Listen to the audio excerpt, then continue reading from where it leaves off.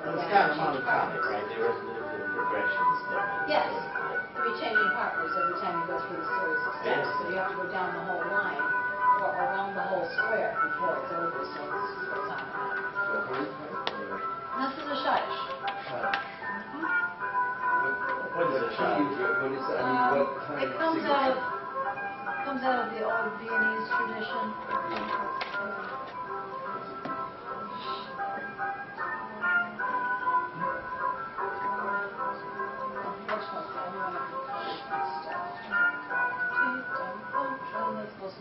What gives us a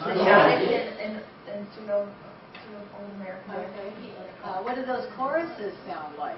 That would be nice. Okay, this is the IBM chorus. Now you have to understand. Okay, the choruses had twofold reasons to be around. First was entertainment, so they would be singing popular songs, pretty much, or classical tunes. The other part of their business was pure PR for the company, or it was there for morale boosting. All right, this tune is called "Hail to IBM." Okay, there's one on the EJ Shoes list that it's. Oh, you got a. I got the CD on this one. Yeah. This is a remake. The children of the people that were in the group that remembered the stories and remembered the songs put together this. There was a shoe called the Guide Step. It was just the name of the shoe style that they made. They were darn good shoes, too, because I remember buying them. And so this goes to the tune of If You Knew Susie. And the words at the beginning are, if you knew Guide Step like I know Guide Step, oh, oh, oh, what a shoe. I couldn't listen to the rest of it. I laughed too hard. That's wonderful. This is and you knew the shoes, eh? This is Hail to IBM. This is the IBM theme.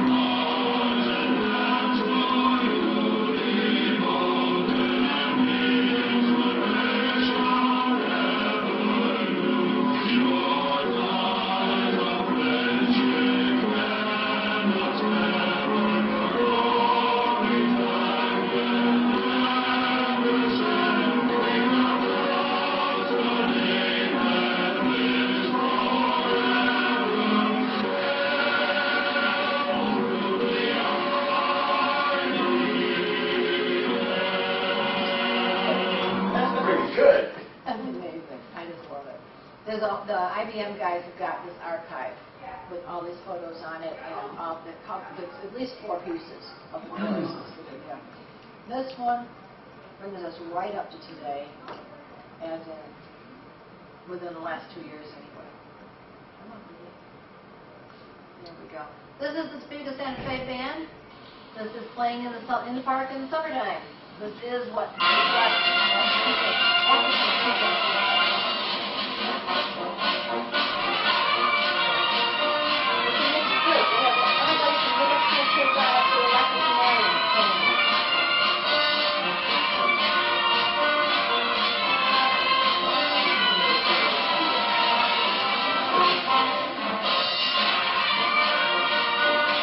Now, these people would have been through high school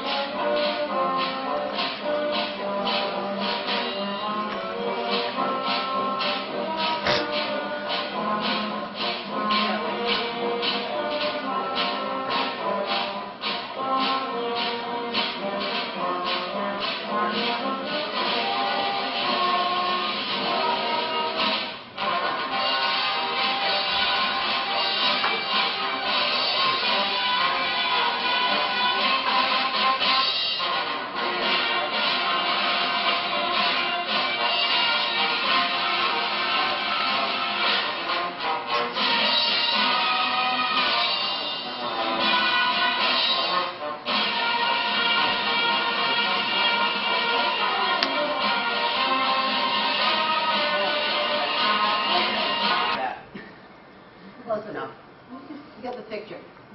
A lot of what I've got was simply by playing around on Google. I threw in the name of a company, asked for a band or a chorus, and I got bunches of stuff, especially the current names. I was really surprised that I tried one, and I said, well, gee, if that worked, let's try another one. And some of the companies that were in my previous research that I'd found, I said, well, let's see if they're still around. And sometimes I got more history, and sometimes I got more this kind of stuff. So that's basically it. But, there's tons of these things. There's a whole website with nothing but vintage brass band pictures. Question. Please. Music in itself is really edifying. I mean, just in itself, learning, music and education and all that. This is kind of education moved into goodwill for the company. There's a couple things like goodwill for the company and employee morale. A lot of this is, I'm in the labor program, a lot of this is during a time of labor unrest. And so the unions use music as well. The employees have their own music, and today many unions have their own choruses, like the Unite Textile Workers Chorus in North Carolina, and so there's UAW3 had a band. Right, and so, I mean, when you get to Hail to IBM, a lot of music is used as a cultural thing, and it's edifying upward mobility, or, in the early stage, people would associate with music.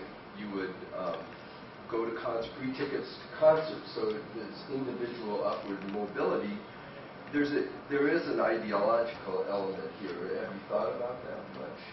As far as part of it was designed to keep the employees down, comfortable, happy.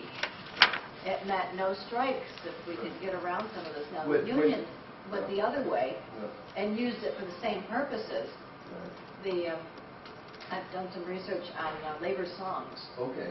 And so solidarity forever kind of thing. It's still there today. The idea of linking arms and singing at the end of the union meeting, even, just to create the solidarity of the group. And using, we have the band, the bass drum for the UAW3. You do? We have it over here in the library. And my toy is someday I want to get over there and track that down and find out what's going on with the band, if anything, or who was doing what. You mentioned Kohler in the 1920s. There's a huge labor dispute there, a bloody labor dispute about the time you're showing. I think you're showing us the formation of the company, chorus or orchestra. There is some probably, and many of the other ones you mentioned, mining, railroads, auto. These were sectors that had large labor disputes probably all throughout the period there. Today we see like Walmart employees meeting together in the morning and doing chants and so there's an association with the company through music. It's very fascinating how it just kind of weaves in and out from the public sector into public education, and then do the companies use the music? And some of it it's complex because part of it is just enjoyment and